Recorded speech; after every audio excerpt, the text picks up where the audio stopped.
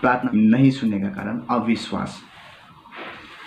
अविश्वास के कारण। बाइबल धर्मशास्त्र हिब्रू 11 अध्याय के 6 पद कहता है, और विश्वास बिना उसे प्रसन्न करना होना है, क्योंकि परमेश्वर के पास आने वाले को विश्वास करना चाहिए कि वो है और अपने खोजने वालों को प्रतिफल देता है। आमीन।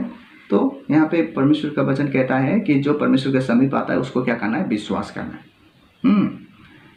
आप जब प्रार्थना में जाते हैं ना, आप किसी दुकान में जब सामान खरीदने जाते हैं तो आपको मालूम होता है, आपका विश्वास है कि ये दुकान में मैगी मुझे मिलेगा, ये दुकान में मुझे तेल मिलेगा, तो उस विश्वास से आप जाते हैं ना उस दुकान में, ना खाली वाला दुकान में जाते हैं।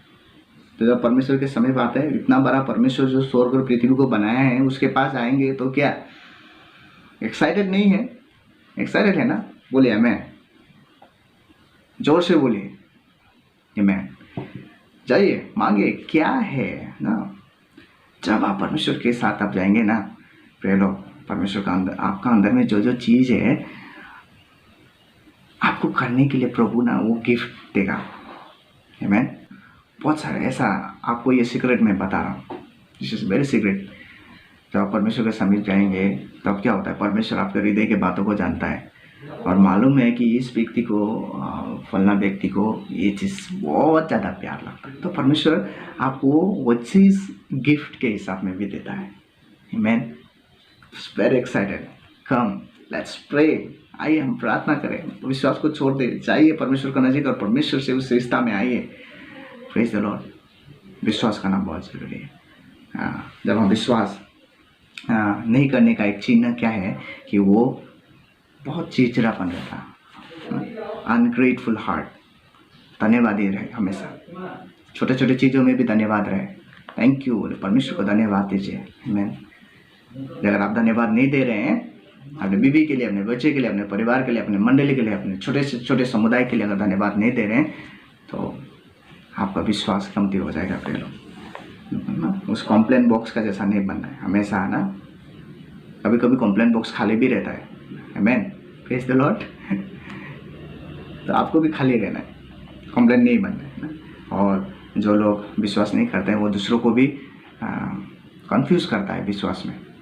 बहुत सारे ऐसे पास्टर, अगुआ, लीडर और विश्वासी है जो लोग दूसरे विश्वासी को, दूसरे पास्टर को, दूसरे अगुआ को भी कंफ्यूज करता है परमेश्वर के बारे में।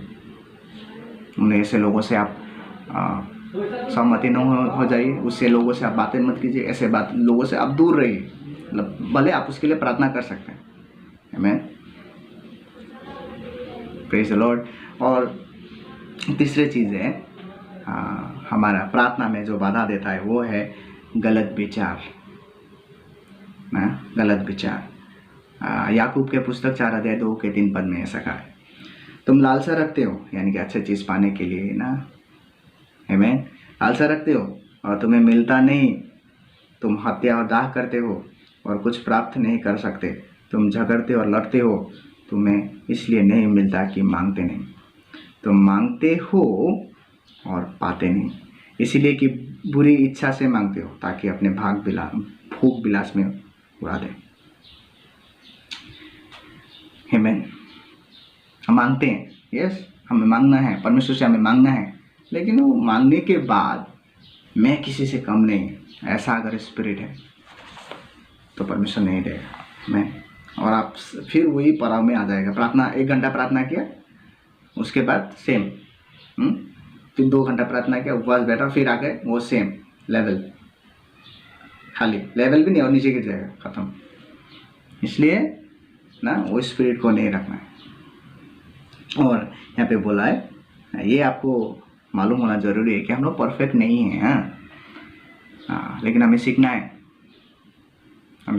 हमें गलत विचार जब आता है तो उसको निकालना है।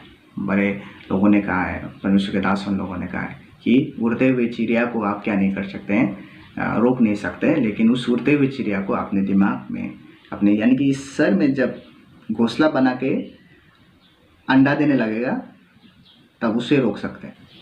गलत विचारों से हमारा प्रार्थना को रोका जा सकता है। इसलिए यीशु हमारा सबसे बड़ा आदर्श है। यीशु हमेशा प्रार्थना करते थे।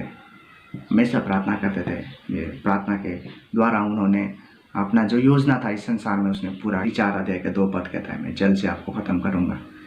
मैं 4 अध्याय के 2 पद, वो 40 दिन और 40 रात निराहार रहा, अंत में उसे भूख लगी। आमीन। वो 40 दिन 40 रात भूखा रह के उसने प्रार्थना किया। आमीन। वो हमारा आदर्श है, उनको हमें फॉलो करना है। Praise the Lord. और दूसरा चीज़ वो कहता है यीशु हमारा आदर्श है। लूका 6 अध्याय 12 पद में, और उन दिनों में वो पहाड़ पर प्रार्थना करने को निकला और परमेश्वर से प्रार्थना करने में सारी रात बिताई। आमीन। रात को वो प्रार्थना करता था ना। हम लोग कितने प्रार्थना कर रहे हैं? आइए हम प्रार्थना करें, परमेश्वर के आदर्श को, यीशु के आदर्श को हम फॉलो करें। और उसके बाद हम जब देखते हैं रोमन्स 8:34, फिर कौन है जो दंड की आज्ञा देगा? मसीह वो है जो मर गया वरन मुर्दों में से जी भी उठा और परमेश्वर के दाहिने और हमारे लिए निवेदन भी करता है। आमीन। और अभी भी वो निवेदन कर रहा है। इस संसार में भी जब था प्रार्थना कर रहा था, अभी जाके भी परमेश्वर से प्रार्थना कर रहा है। आमीन। बिफोर ही प्रीच, प्रचार करने से पहले, सेवकाई शुरू करने से पहले, चंगाई देने से पहले वो प्रार्थना करता था। किसी भी चीज़ से बड़ा महत्व, सेवकाई से भी बड़ा महत्वपूर्ण है वो प्रार्थना में दिया। प्रिय लोग, आमीन। प्रार्थना कीजिए। पवित्र आत्मा आपको जागृत करना चाहता है, इसलिए पवित्र आत्मा का ये प्रतिज्ञा है। अगर तुम, लूका 11 के 13 पद में कहता है, सो जब तुम बुरे होकर अपने लड़के और लड़के वालों को अच्छी वस्तुएं देना जानते हो, तो स्वर्ग पिता अपने मांगने वालों को पवित्र आत्मा क्यों ना देगा? आमीन। मैंने बोला ना, परमेश्वर आपका व्यक्तिगत परमेश्वर है। आप मांगेंगे तो क्यों नहीं देगा? आमीन। उससे मांगो बोलता है। आमीन। वो देगा अगर सही है तो। Praise the Lord. तो इसलिए आपके जीवन में अगर जागृति चाहिए, आपके जीवन में अगर ताजगी चाहिए, परमेश्वर की योजना को जानना है, तो जाइए प्रार्थना कीजिए, समय बिताए परमेश्वर के साथ। इधर उधर ना भटके, दूसरे विचारों से ना जाइए। प्रभु आपका साथ है। प्रभु आपके लिए प्रतीक्षा कर रहे हैं। आप कब आएंगे उसके साथ बात करेंगे, प्रार्थना करेंगे। आमीन। अभी मैं भी कुछ समय जाकर प्रार्थना करूँगा और प्रभु को धन्यवाद दूंगा। Praise the Lord. प्रभु आप सबको आशीष दे। जय मसीह की।